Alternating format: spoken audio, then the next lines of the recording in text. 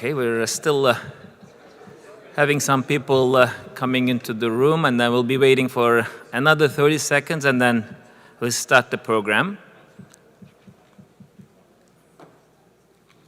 Are you ready, Claudia? Are you ready?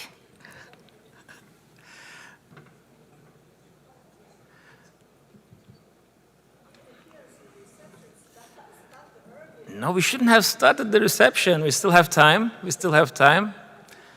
And I think people are taking the time in the exhibits hall, but we're going to be starting this exciting session to really about the Carl Monismith Legacy and Lecture, but I will give another maybe 10 seconds before I go ahead and then start introducing our moderator.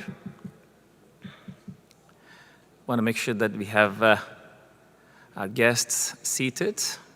Now the doors are closing. And I hope everybody enjoyed the conference so far.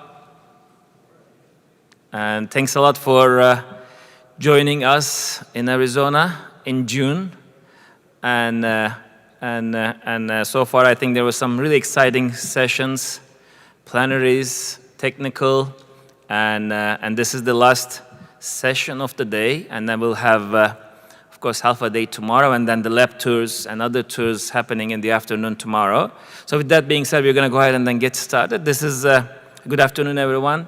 And my name is Hassan Özer. I am one of the co-chairs of the Pavement Conference, and I'm an associate professor at School of Sustainable Engineering and Built Environment at Arizona State University. Welcome everybody to this very special session and about Carl Monismith's Legacy and Lecture. And this session is designed to honor a true giant in our field, Dr. Carl Monismith's contributions to pavement engineering have shaped generations of research, practice, and innovation, impacting, I believe, all of us in this profession, as a faculty, as a practitioner, and an engineer in general. But now it's my honor to introduce Professor Imad Al-Qadi, another true pioneer in the pavement engineering field. And he actually has carried the torch from giants like Monismith. And he will be moderating this session. And just a quick introduction for Dr. Al-Qadi, for those of you who don't know him. I'm sure he thinks that he doesn't need an introduction, but at least I have to say just a few words about him before he can come up to the stage and then start his talk. And Dr. Al-Qadi is the Bliss Professor of Engineering at the University of Illinois Urbana-Champaign, which I also spent 2005 to 2019, 14 years. And he is the founding director of Illinois Center for Transportation, and highly respected leader in our field. His research and most importantly, visionary leadership has made transformational impact on the pavement engineering field, like the giants that we're honoring today, Monismith. Please join me welcoming Dr. Imad Al-Qadi.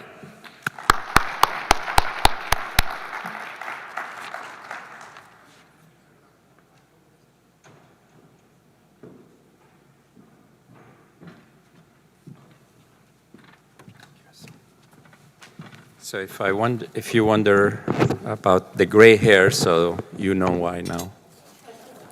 Thank you, Hassan, for your introduction. I think when we start the discussion about Carl Monismith, it's really important that I make a formal presentation about Carl. So. Good afternoon, everyone. It is a distinct honor and with a deep humility and respect that I stand before you today to speak about a man who changed the way we understand pavements. And in doing so, the way we approach mentorship, leadership, and each other. Professor Carl Monismith was a giant in our field, but he was also a deeply kind and generous human being. His presence in pavement engineering was unparalleled, and his absence leaves a tremendous void. The very first time I interacted with Carl was shortly after I completed my PhD. I remember receiving a call from him, a moment that to me felt like an honor in itself. He was reaching out to connect me with one of his newly graduated PhD students who was working at a nearby university. I was thrilled, not only at the opportunity to collaborate, but mainly because I was getting to talk to the Carl Monismith. As we spoke, our conversation naturally shifted, as it always did with Carl, to research and innovation. We talked about his beam roller compactor, fatigue testing, and the ideas he was so passionate about. That first conversation marked the beginning of what became one of the most meaningful relationships in my professional life. Carl was a true pioneer. His groundbreaking work in fatigue cracking of asphalt pavements fundamentally changed our understanding of pavement performance. He was among the first to apply servo-hydraulic systems to the asphalt materials testing, decades ahead of his time. He not only asked the right questions, he entrenched himself in the science to build the tools to answer them. Carl invented the shear testing for asphalt materials, helped us see pavement mechanics in a new light, providing the field with a new method that captured a more realistic and mechanistic view of pavement behavior. His early application of finite element methods to the pavement analysis in collaboration with Mike Duncan introduced a level of modeling sophistication that has become a standard practice today for pavement scholars.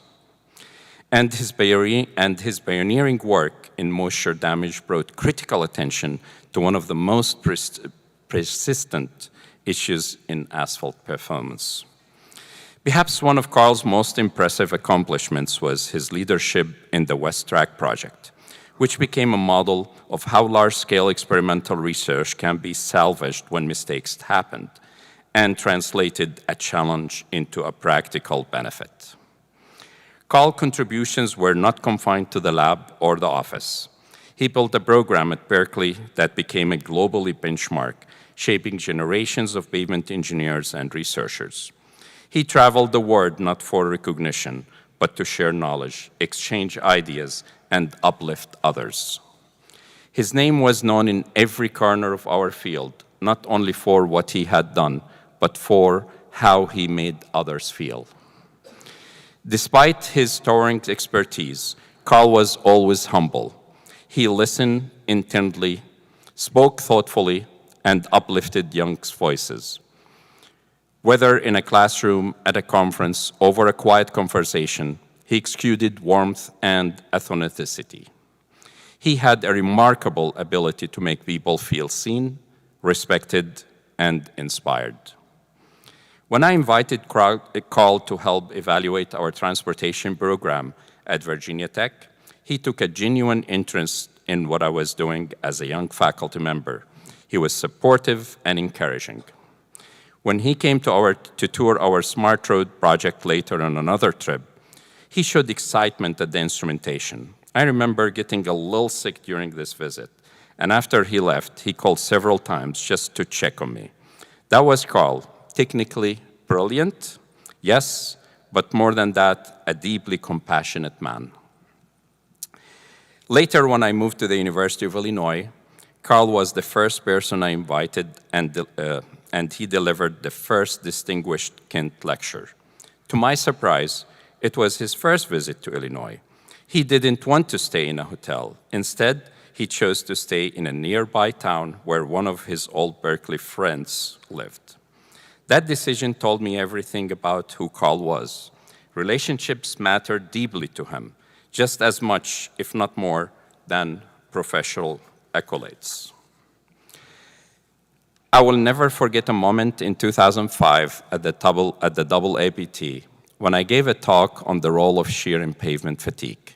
I knew that Carl, the father of fatigue cracking, was in the room, standing in the back as he often did, and his hand on his chin, listening intently. I was nervous. I didn't want my talk to come across as contradicting his work, but rather as building on it. After I finished, Carl walked slowly to the microphone, as he always used to do, and my heart was racing. But then he surprised me. He said, "This is what I was preaching experimentally for the sharp, and it was rejected, and now you are showing it theoretically. This is the way to go." I cannot express at that moment what that meant to me. It was not just validation, it was a gift. He was so confident and secure in his contribution that he was always pleased to see challenges, and he was eager to see others build upon his work. With electric trucks and evolving demands in our infrastructure, his visionary thinking is more vital today than ever before. We all know that applied shear by acceleration cannot be modeled by elastic design approaches, nor predicted by Hamburg or indirect tensile test. His belief in shear as a leading cause of fatigue ideas still ahead of their time, and now becoming more relevant than ever, at least to my group. Even after he moved to Montana, we kept in touch. I remember the last time I spoke with him, he was in the hospital. When he picked the phone, he said, "When I saw your number, I knew I had to talk to you." He never called me by my first name, always Al-Qadi. And somehow, he was one of the very few who pronounced it correctly from the very first time. That meant more to me than he probably ever knew. He moderated his last session on pavement cracking at the AAPT, and I had the honor of being on that panel. It was his final session with us, and it felt fitting, Carl. As always, standing where innovation meets traditions, guiding us forward. Similar to many of you here, I have been asked to deliver many speeches in my career, but when I was asked to deliver the Carl Monismith Lecture, I was filled with gratitude, more than anything. I wanted to honor him because Carl taught me that our success as practitioners is built upon not only respecting the science, but honoring the builders of our fields, people like Carl Monismith.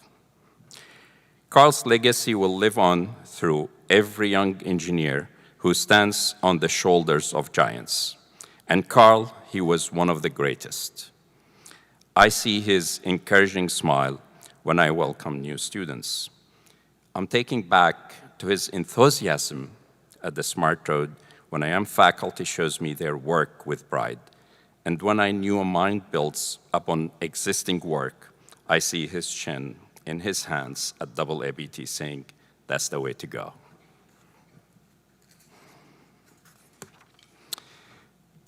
More than a researcher, more than a professor, he was a builder of knowledge, cultivator of people, and a model of what it means to lead with purpose and grace.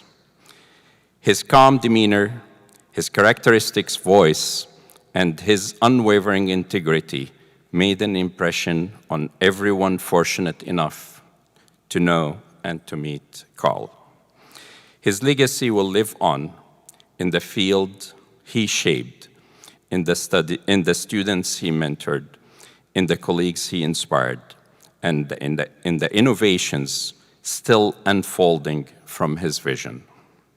We miss him deeply, and I'm honored to have had a few moments to speak about him with you all.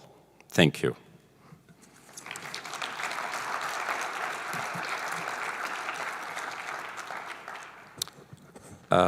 And I think we have also a video from his students, John Harvey, who is a professor at University of California, Davis.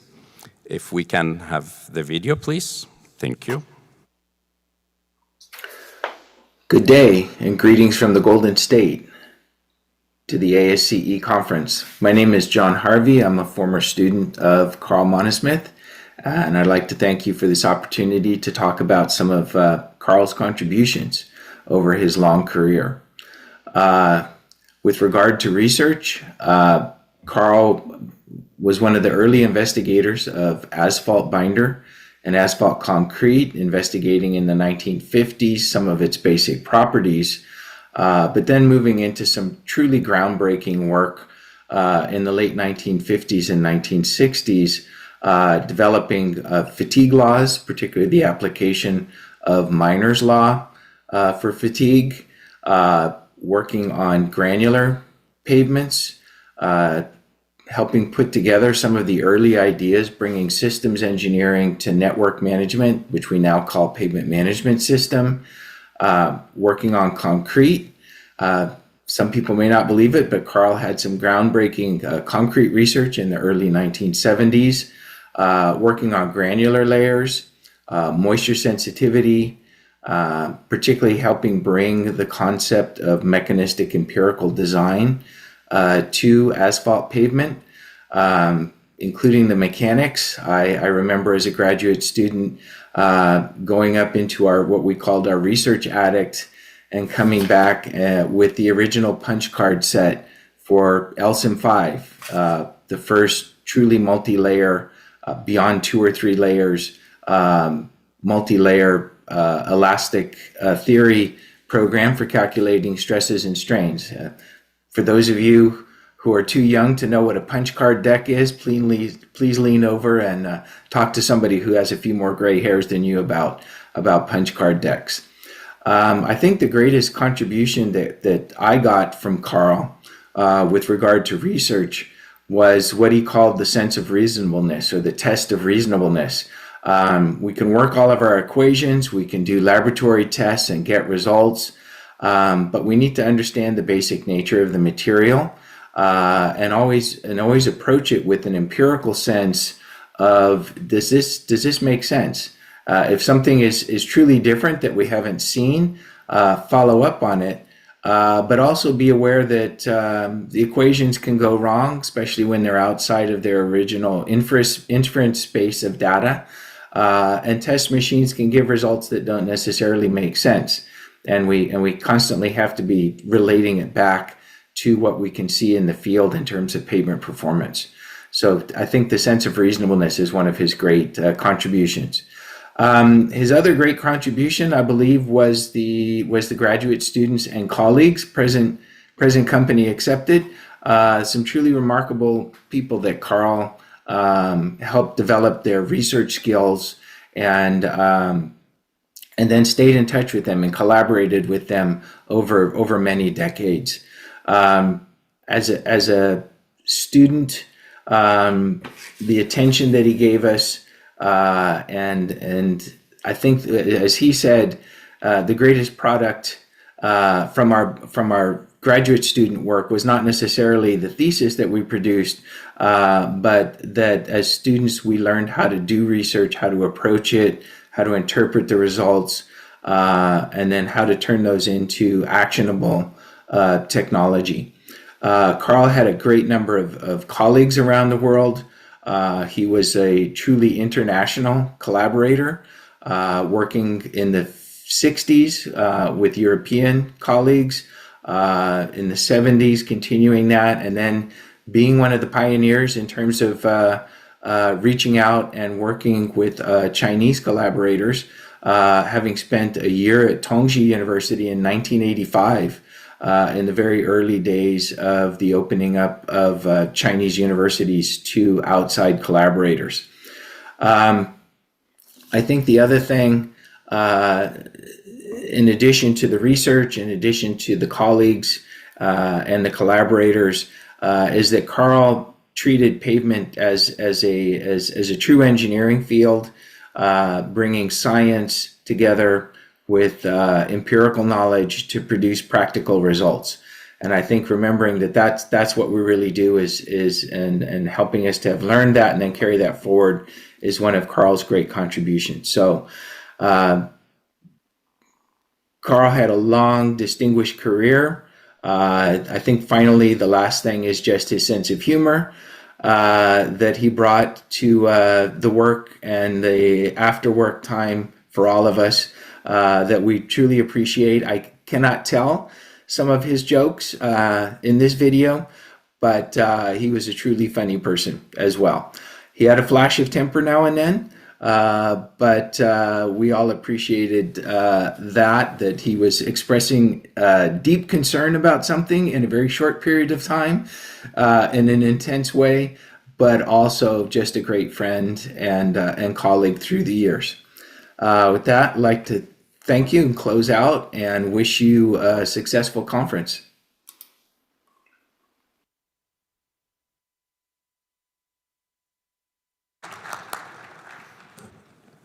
Thank you to John Harvey for joining us. I think he's the students that he stayed with him longer than anybody else, because he was his student and his research associate for a while before he moves to UC Davis. So one of the highlights of today's event is recognizing, of course, Carl Monismith, and nothing more important than to recognize Carl by having an award and a speaker in his name. This is a great honor, and we're very, very pleased to have with us a distinguished speaker that who will give the Carl Monismith Lecture. So let me do a proper introduction of our recipient of the Carl Monismith Award. Dr. Zapata is a civil engineer and associate professor at Arizona State University School of Sustainable Engineering and the Built Environment. She serves as Associate Director of the U.S. DOT National Center for Infrastructure Transformation and Deputy Director of the NSF Funding Engineering Research Center for the Biomediated and Bio-Inspired Geotechniques.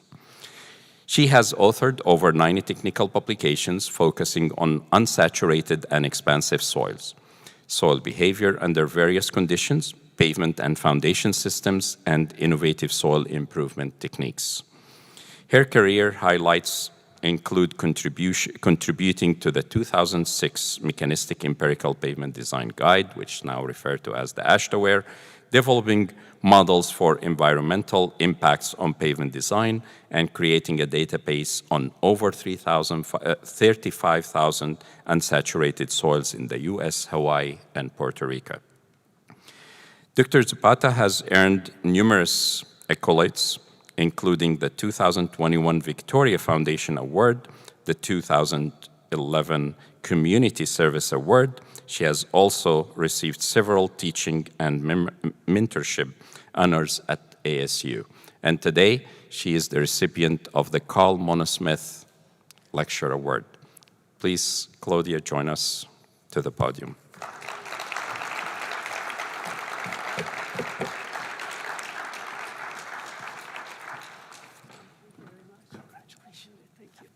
My papers were here. Yeah, thank you so much. I'm sorry. Yeah, that's okay. Yeah, perfect. That's it. Oh, boy. Yeah. Okay.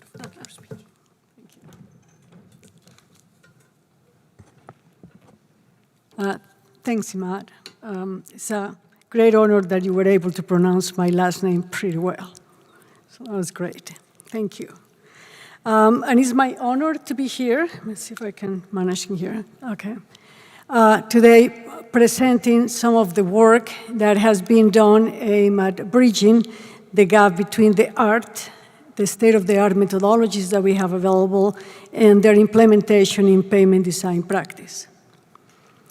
I'd like to take a moment also to recognize all Monismith Awards. I got this idea from Errol. Probably Errol is around here too, one of our Monismith Awards. These are true heavyweights, not only in pavement, but in pavement geotechniques as well. I never had the opportunity to meet Professor Carl Monismith, only a brief introduction where we were both presenting NCHRP progress reports to the National Academy of Science officials in the Beckman Center in Irvine, California, back in probably 2009.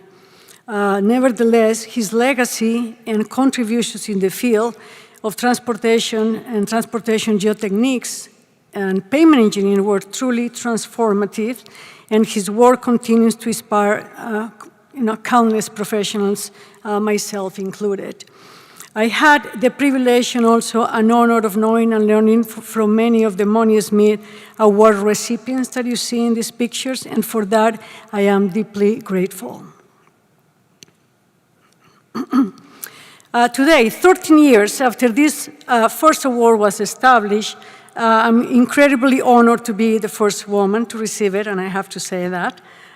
So to celebrate, I briefly considered walking to the Sesame Street song. One of these things is not like the others, like you saw in the picture, because, well, it is kind of feels like that, right?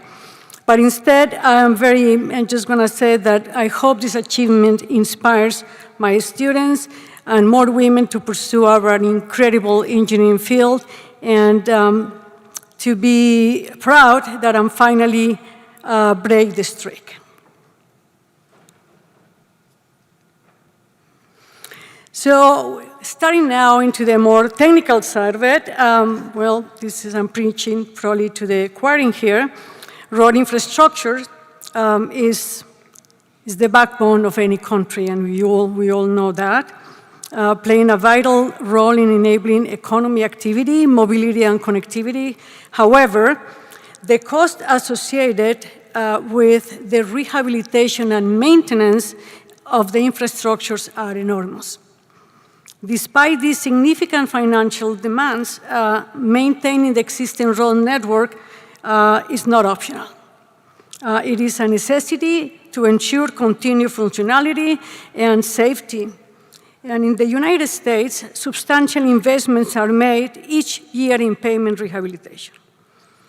Yet, the current engineering practice still heavily depends on empirical models to predict the behavior of subgrade materials beneath the pavement layers. A major concern is that these models are often applied globally without any calibration or adjustment to reflect the local field conditions that we had, which can result in inaccurate predictions and suboptimal maintenance strategies. The second problem we had, or we face, is the complexity of the pavement structure design. Pavement engineers do not have an easy task, and I'm geotechnical engineering, and I'm glad at this moment for that, because it's not an easy task that you guys have. And I want to explain you why. We look for a definition on pavement, or I look for that, and it describes like the art of specifying the geometrics of a complex layer engineering structure. This is designed based on a traffic volumes on loads that are nearly impossible to predict in 20 to 40 years, and the weather conditions that are equally uncertain. And on top of that, it relies on material properties that not only vary after construction, but also are so difficult to characterize in the first place. No wonder why Professor Matt Witzak, with his characteristic humor for those who knew him, remarked during his Spec lecture that we design and construct this civil infrastructure to completely fool the public into thinking the engineer really knows what he or she is doing. The third challenge involves the characterization of the unbound materials. Historically, most pavement design procedures used in practice worldwide have been based on a simplified but very, very costly assumption that all the aggregates and subgrade materials will eventually become fully saturated during their performance cycle. In reality, the majority of the pavement layers do not really reach fully saturation state. An appropriate drainage, if we do that right, should help prevent that. Moreover, both field evidence and numerous numerical modeling studies have shown that even though the pavement structure acts as a cover, the moisture content of the unbound material changes over time, trying to reach an equilibrium condition under the external loading and the evolving internal stress state of the material. This stress state is characterized by suction stress of negative forward pressure, whatever you want to call it, is heavily influenced by the climate region and soil properties. But if we get back into the 60s, in the late 60s, Harry said, published values of the resilient modulus at different compaction energies. This is the original picture of that. And we can see the significant variability of the property, not only with the changes in density, but also with the changes in moisture content. Those are compaction curves at the bottom of the graph. And in more recent studies, Zhu et al. On the modern approach to soil compaction, the effect of moisture content and freeze-thaw, here we go, cycles are observed to be more significant in the determination of the material. They're in the middle of the figure. I'm always afraid of using the, okay, probably this is the guy. I don't know. I'm not going to use that one. So then, okay. So, but we can see the freeze-thaw cycles and that the moisture content are observed to be more significant in the determination of the material stiffness than even the deviatoric stress state. Okay. So as we can see, it's impossible for a single resilient modulus to represent the abound material behavior for 20 or 30 years of pavement service life. B, a single strength or resilient value under extreme and conservative conditions leads to a waste of resources. And C, pavement deterioration prediction is based on cumulative damage. And therefore, it's better to characterize the material based on actual climatic conditions. Another important consideration is related to the way we predict or model the system. The pavement community has widely used final element methods to predict the pavement structural response to external loading conditions or traffic. And you are, years ahead of the geotechnical engineering in that part. However, modeling of the unbound layers response to environmental loading conditions has been neglected, and only empirical models are widely accepted. In pavement design, practice often use empirical models based on real-world data from specific environmental and materials. These models are easy to apply and work well in similar conditions, but they don't have always performance accurately in different climates, soils, or with other materials. Many engineers also use them without fully understanding how they were developed, which can lead to mistakes or missed opportunities to improve designs. Meanwhile, researchers focus on more advanced models that simulate pavement behavior in detail and the different loads and environment. These models are more accurate, but harder to use in practice. They need a lot of computing power and rely on data that that is hard to get from standard tests. These show a clearly gap between what is used in practice and what is developed in research. Practical tools are fast but less flexible, while academic tools are detailed but hard to apply. Bridging this gap means working together to turn research into tools that are both accurate and usable in the real world. So let's talk about some tools available in here, and you're going to see some of these in the examples I want to present. And it's just to help that, to help close that gap between the practice and the state of the art in pavement design. There are several emerging tools and methodologies that are shown some promising.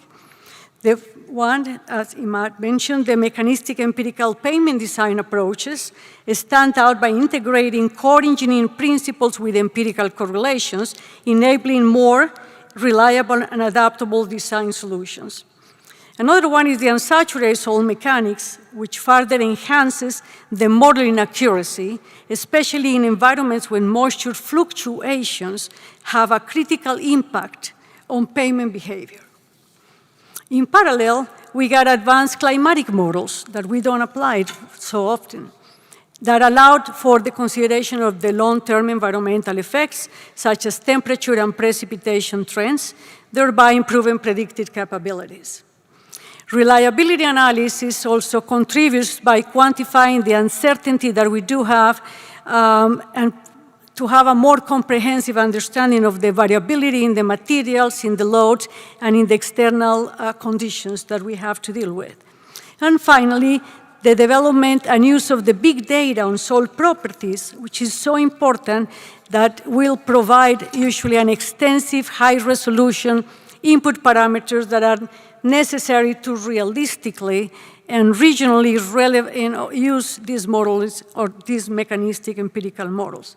Altogether, these tools form a powerful foundation for bridging the disconnect between the academics and the practical implication in pavement engineering.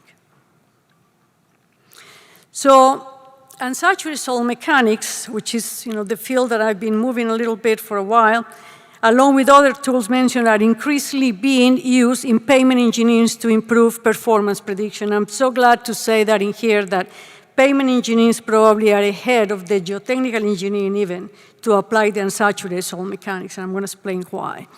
Today, I'm going to present 2 examples of how this approach is applied. The first example uses mechanistic-empirical models to study how changes in moisture content affect the resilient modulus, while influences how pavement responds to traffic loads.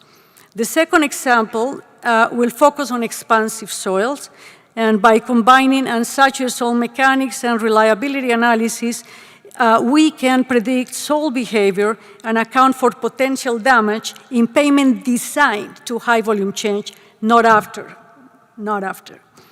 There is also a third case which is very interesting to us in this point, involves the extreme flood impacts on road capacity. It uses also advanced climatic models and large data sets to simulate flooding and its effects on pavements.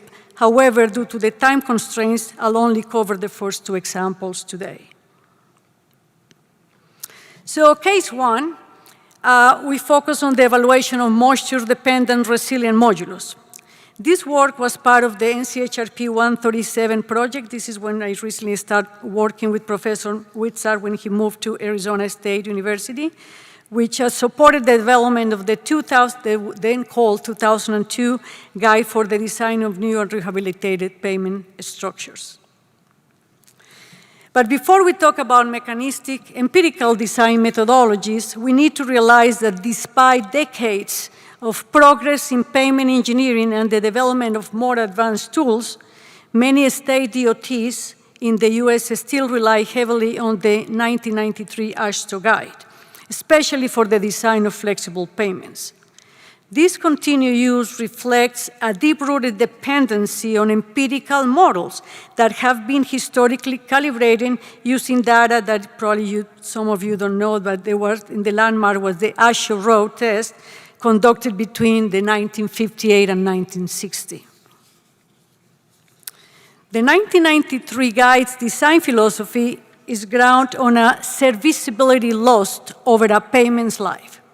While this approach lacks a true scientific mechanistic foundation, its simplicity and ease of implementation have contributed to its widespread and persistent use. For many agencies, the balance of familiarity, ease of application, and historical validation continues to outweigh the perceived benefits of transitioning to a more complex mechanistic empirical models.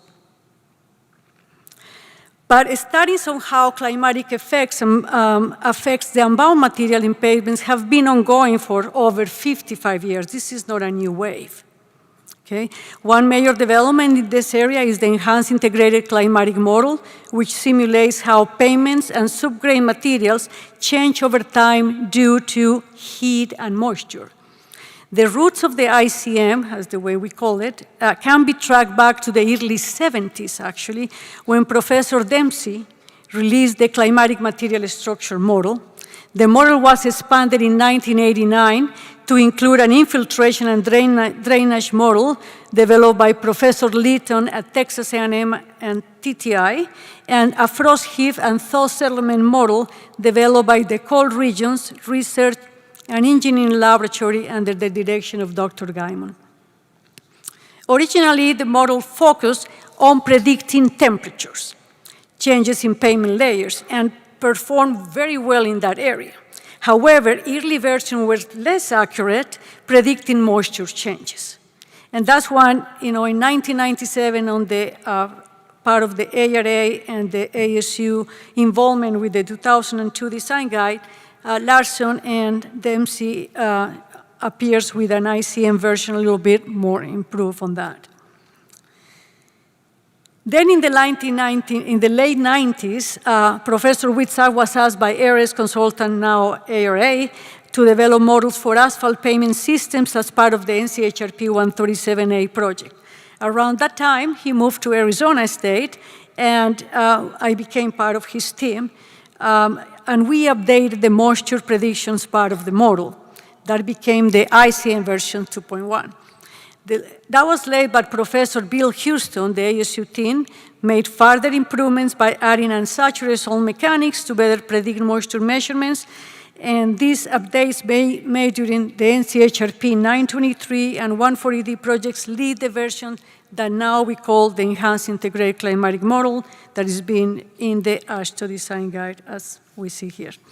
So, but it's interesting is to see that not until 2006, that AASHTO first incorporated a pavement design methodology that account for both the response of saturated and unsaturated soils, as well as prediction techniques based on site-specific environmental conditions.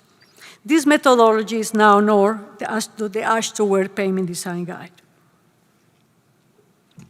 Let's now talk a little bit about the model itself, the resilient modulus. You can see just one version of it in here, because I work with that version, so it's my favorite, but some of you work, the group from Illinois will not use that version.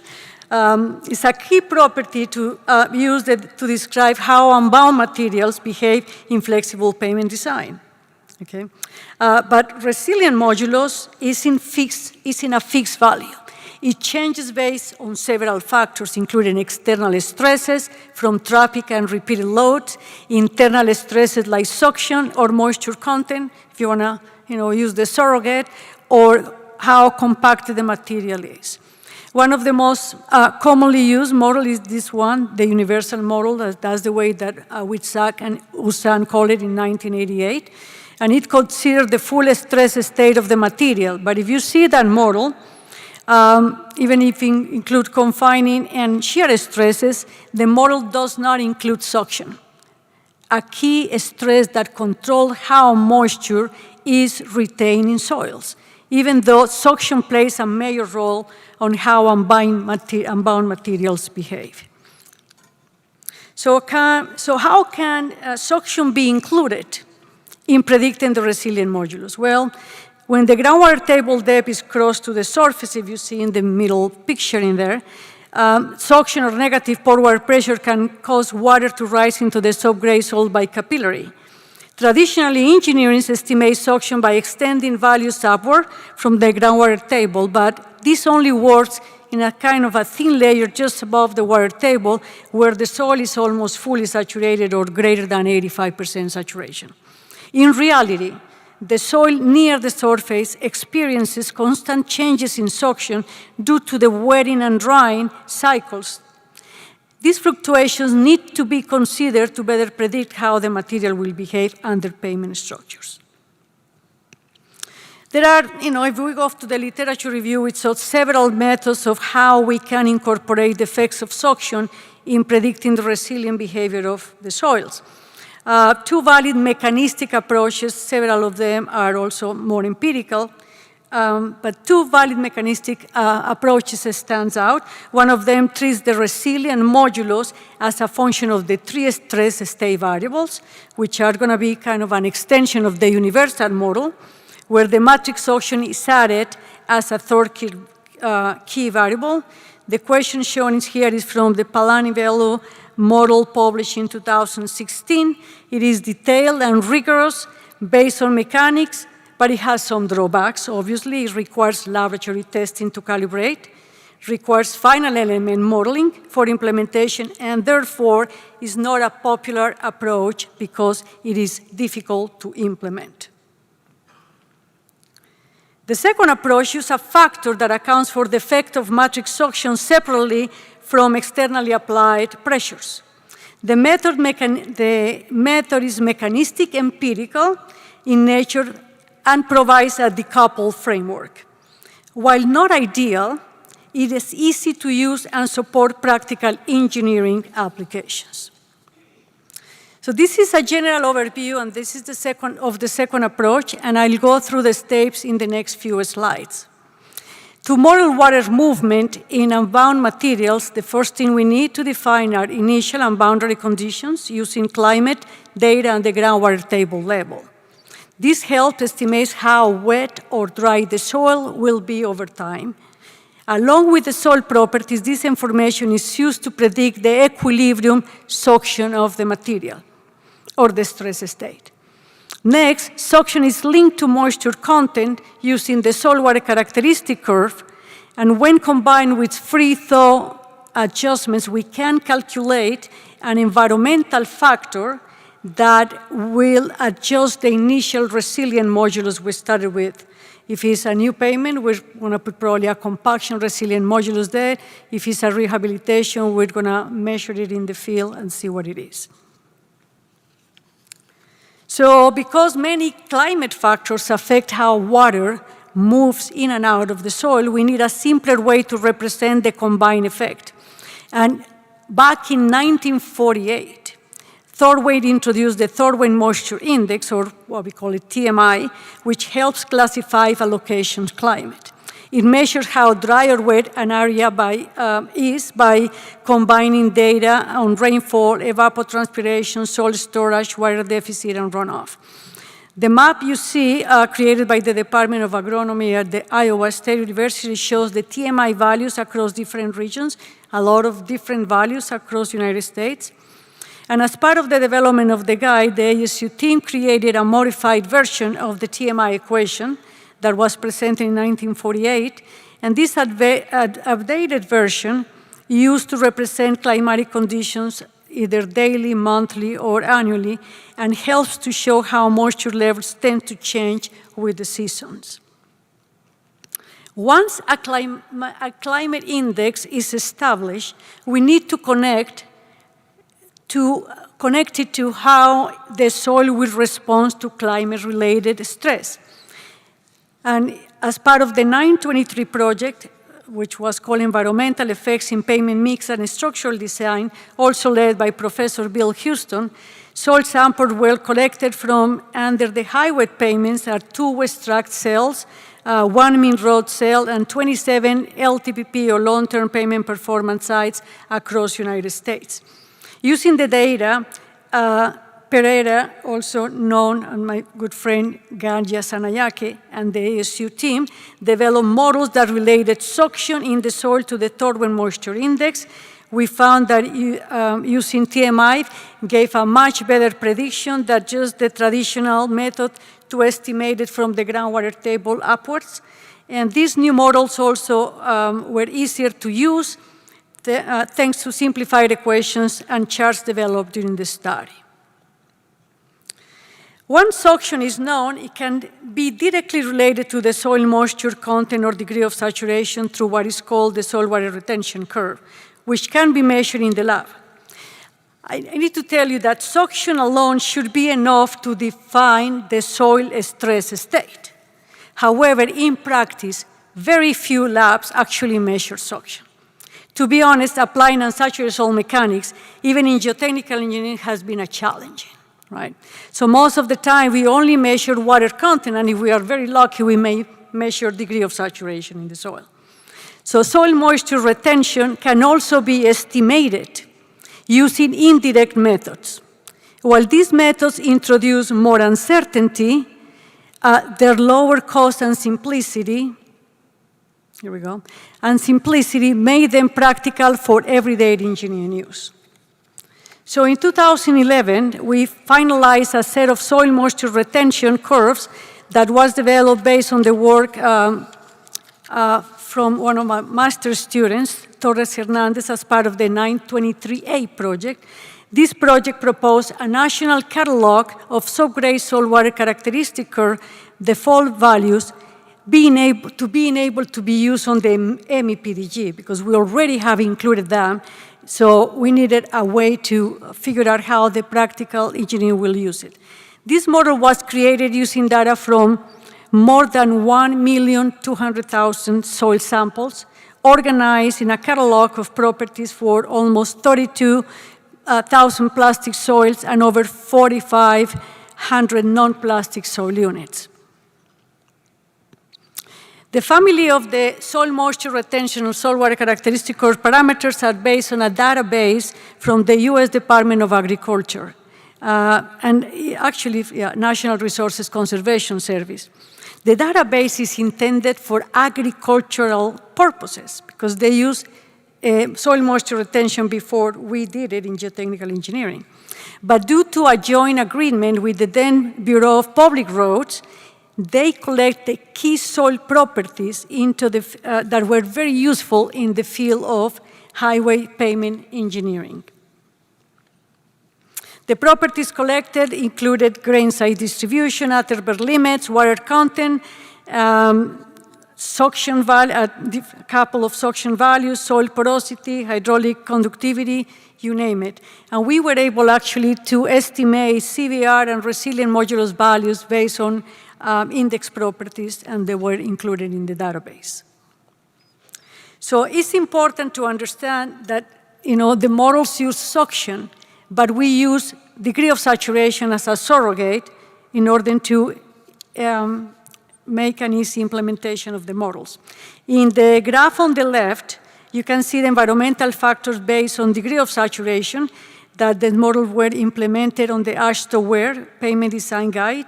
That was the model by Andre and Witzak, put together in 2003. On the right-hand side, you see curves calibrated using this broader database by PhD students at that time, Carlos Cari in 2010. So as we went through all this step, you can see that the moisture model were implemented using this. Okay, so I'm gonna just put it in here. So we finalized this, and this model, the F environmental in here, were used we implemented the same hierarchical system that we use in the MEPDG for selecting the material inputs.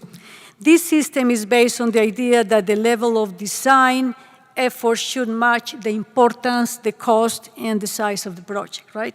So level 1 uses detailed laboratory data and field data. Level 2, estimations, values with correlations. For example, if we're resilient modulus at the initial condition, we can use CVR values, R values. And level 3 relies on engineering, judgment, and minimal testing. As you move from level 1 to level 3, uncertainty increases, but cost goes down. So this system helps designers to decide where to focus resources in the planning system, right? Investing more in the parameters that have the biggest impact on the pavement performance.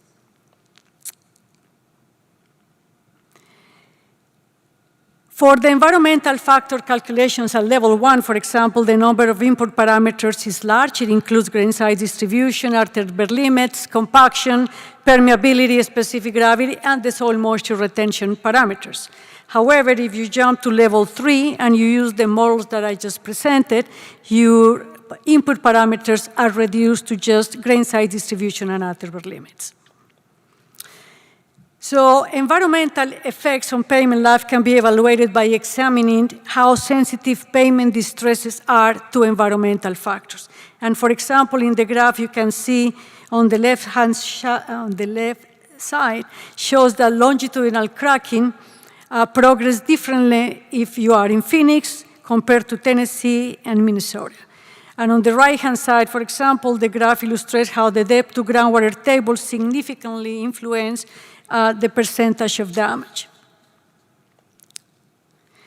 On the right, on the impact of environmental site location and groundwater table depth on the thickness of flexible airfield pavements to guard against excessive rotting, we put together a study that with multiple aircrafts, multiple cities in different environmental conditions, different subgrade soils, And the results show on the graph, it's kind of difficult to see, but the prediction of the pavement thickness for different groundwater table depths at different locations.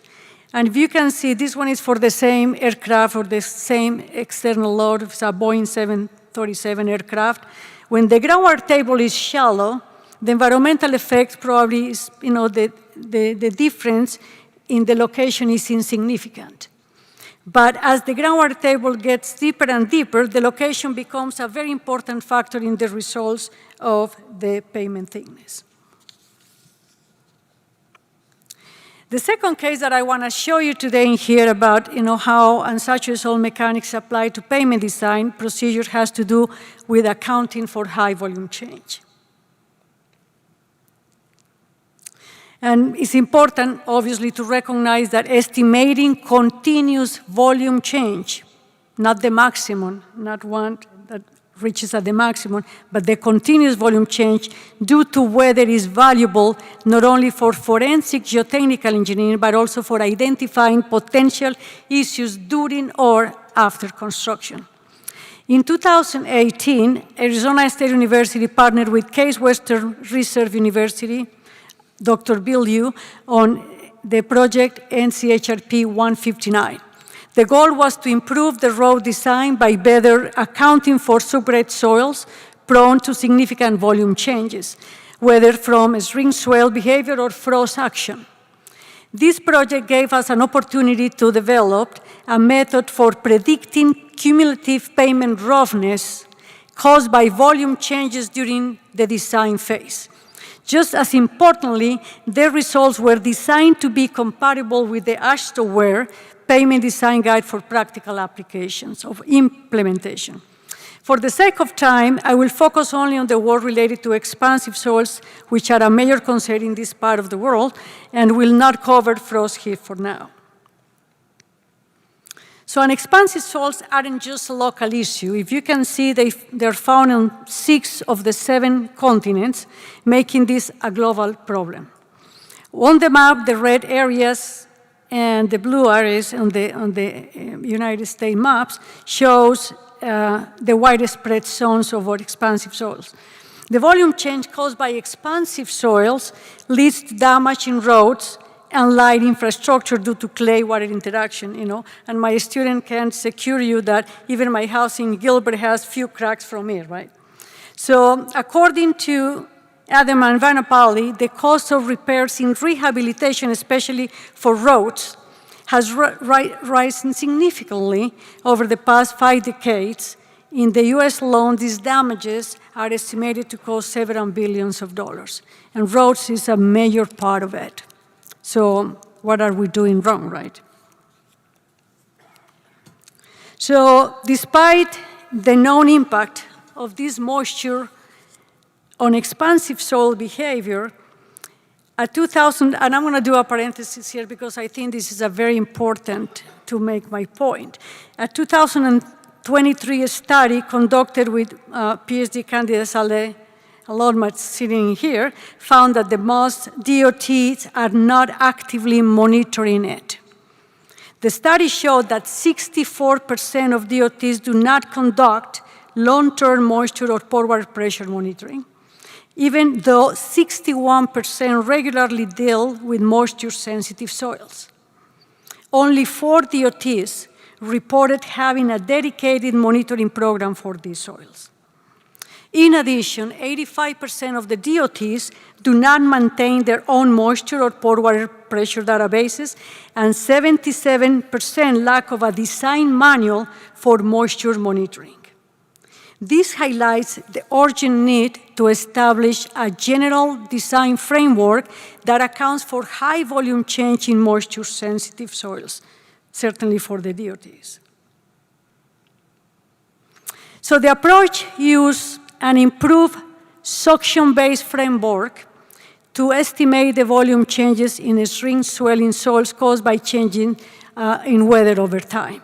It builds on the long-term prediction method by Professor Litton, Oveni, and Bulut that was published in 2005, and the more recent suction envelope models by Van and Houston. We updated the framework to account for short-term climatic variation and difference between the pavement edges and the center. Finally, we applied a mechanistic stochastic approach, factoring in uncertainty to incorporate these effects into pavement design procedures. We also use, as in the first case, the Thorwen moisture index in this study. In the figure, you can see data from a NOAA station in, I think it's Paris, Texas, along with the TMI calculated over 30 years using monthly temperature and rainfall data. The next step in here and there, I think I have 10 steps on this one, so I want to go quickly. The next step focus on defining the soil stress, especially determining the long-term suction envelopes parameters. Why is a suction envelope? Because you're going to have that wetting and drying at the top of the pavement or high up. And you go all the way down to an equilibrium suction of moisture content, right? So the suction envelope shows the range of suction, maximum and minimum, and the soil experiences at the surface due to weather, and below the surface due to a depth where the suction stays stable. To define the envelope, we need several key parameters: the depth to equilibrium suction, the equilibrium suction value, the changes in suction at the ground surface, and a climate parameter that reflects the skewness of the value. It's not just, perfectly a cone. So the most recent, a comprehensive study on this was done by Van and Houston in 2021. They analyzed over 40 geotechnical studies from the southwestern United States, including sites in San Antonio, Denver, Phoenix, and Mount Park, and reviewed 50 years of published data dating back to the 70s. To determine the surface suction, which is very important over time because that creates the whole suction envelope, a deterministic approach was used to estimate that historic ground movements. This method is used for case studies, forensic analysis, and calibration based on measured data. Alternatively, suction surface over time can be modeled using an stochastic approach where monthly TMI values are randomly generated based on historic average and standard deviations. This method supports the prediction of new pavement behavior and helps forecast potential distresses. So deterministic approaches are good for forensic, stochastic approaches are good for forecasting. For this purpose, a time-varying suction function was defined based on the work by Pereira, and then you can see here a climate-driven suction at the ground surface based on the weather conditions at each site. A new algorithm was also developed in order to fit the suction. So what's happening here, you do have all these weather stations data. When you can predict temperature pretty well is kind of periodic, but rainfall is not. So TMI is not a periodic function, right? And basically, you now need to get all these data points into a function in order to put it in a model. So we usually, we use a Fourier series were chosen due to the inability of the periodic suction to capture the randomness of the rainfall information. The algorithm allowed to optimize the selection of the order needed for each site. So if you can see here, all these randomness in the red, which is the black one, which is the data in the field, and then we try to increase the Fourier series number or order until we just get it. And so we were able to get an algorithm that optimized the selection of that order until we finally were able to pick up all these, peaks that we had accurately. Then, once the suction of the surface was, let's see if I can do that, on the suction at the surface was defined, an adjusted Mitchell equation was used to model the suction profile for every time step. The upper figure you're going to see is the suction at the surface, and the lower figure is the suction profile generated every month for the amount of data that you wanted to model. The results also can be adjusted or accommodated to varying groundwater tables, nearby vegetation, and moisture barriers, if available. Overburden effect is also fully considered, and the volume change is estimated near the shoulders and under the center of the slab.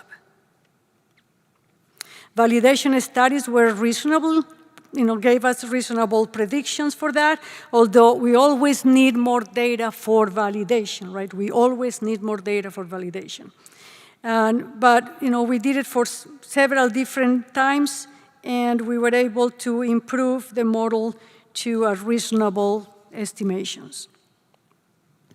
One important step in the volume change estimation is the estimation of the suction compression index.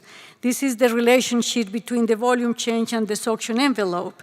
Several approaches are available, including the work again by McKean and used by Kovar and Litton in the Post-Tension Institute, slabs in Texas, and that we can also use in here, or empirical equations that were developed by one of my students, Mohamed Mosawi, in 2022.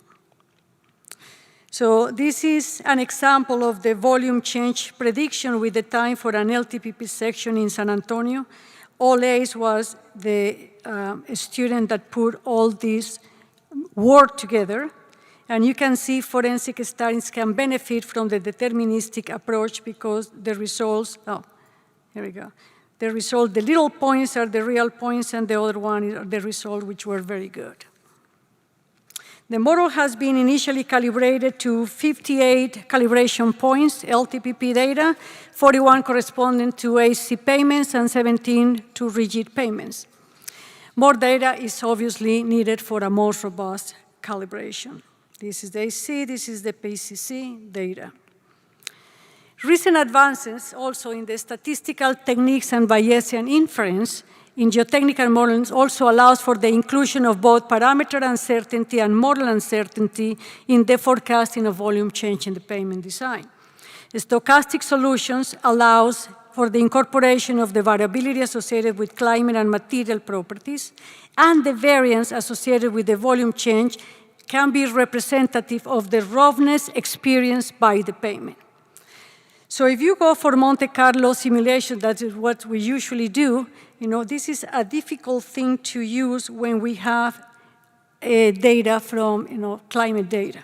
Why? Because we're generating very random data without thinking what's going on yesterday or a week before. So for that case, we use the Markov chain random walk, which basically takes into account what was the weather yesterday or in a week, and just basically walk the weather to a much better forecasting solution.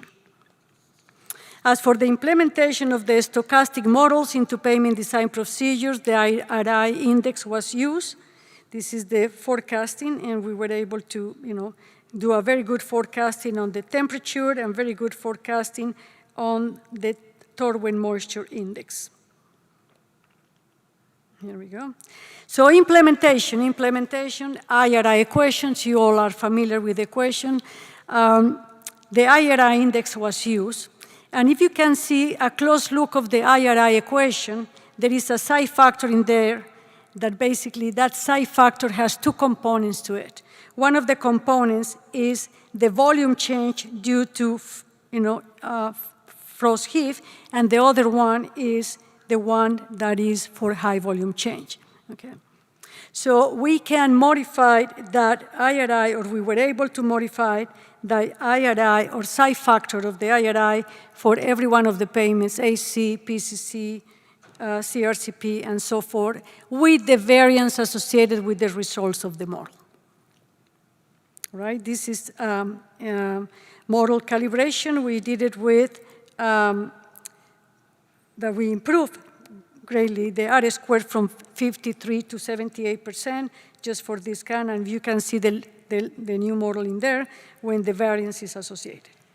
171 data points and not a bad estimation. So concluding, one of the main challenges in pavement design is the gap that we have between what is scientifically possible and what can be practically applied in the field. While empirical models are often more efficient and easier to implement, they still need to be grounded in fundamental engineering principles. Progress is being made through methodologies that adjust material properties based on environmental effects using unsaturated soil mechanics, and in particular, the development of stochastic mechanistic models combined with the random generation of soil property offers a more rational and realistic approach for predicting volume changes and accounting for the variability inherent to the soil behavior. To move pavement design and performance forward, we need to start thinking long-term. While some advanced methods may require more investment upfront, they can lead to significant savings by reducing the need for costly repairs and maintenance down the line. A key part of this approach is building strong nationwide data management systems. With consistent and reliable data, we can make better predictions and adapt designs to fit local conditions more effectively. We also need to pay close attention to moisture, one of the biggest threats to pavement performance. By creating practical manuals and tools for continuous moisture monitoring and control, we can address issues before they become a major problem. And finally, as educators, we have a responsibility to prepare the next generation of engineering, not just to do research, but to turn that research into real-world applications. That means helping them develop tools and approaches that are practical, implementable, and ready to use in the field. Professor Monismith, if you check his first lecture, he said, it's time that the pavement engineering has a place in the geotechnical engineering field. Well, today I will add that it's time for the geotechnical engineering to have a place in the implementation of more advanced pavement design procedures. And bridging the gap will require collaborative efforts to translate academic advances into tools that are practical, transparent, and calibrated for the diverse conditions we face in the real world. This work is run on student power, so I want to have 1 second in here to deeply recognize them. If it weren't for their curiosity, collaboration, in every step forward, we wouldn't do what we do in here. And I intentionally left the list of collaborators ahead because I was afraid of leaving someone out always, right? It always happens. So my sincere gratitude for those also who nominated me and support my nomination to very special award. And last but not least, and most important at all, I'm deeply grateful to the mentors who have shaped my journey, Professors Bill Houston, Professor Sandra Houston, and Professor Matt Witzak. Their wisdom, encouragement, example, and support have been invaluable, and they continue to inspire the way I teach, lead, and grow in this profession. Thank you very much for your attention.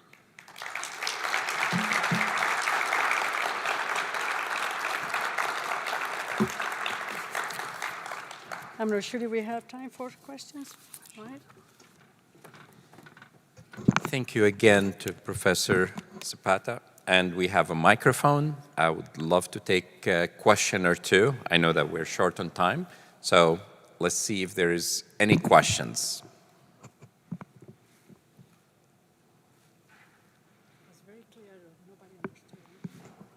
It's the opposite. It is clear, and you do have a place in the pavements. That's why you're presenting in a pavement conference. Thank you so much. Really.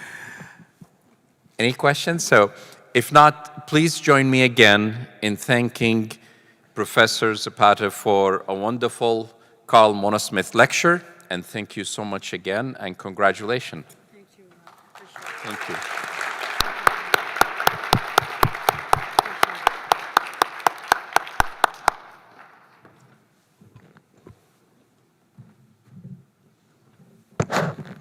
The session is concluded, and we will be having another session, the poster session, at 4:30. See you then.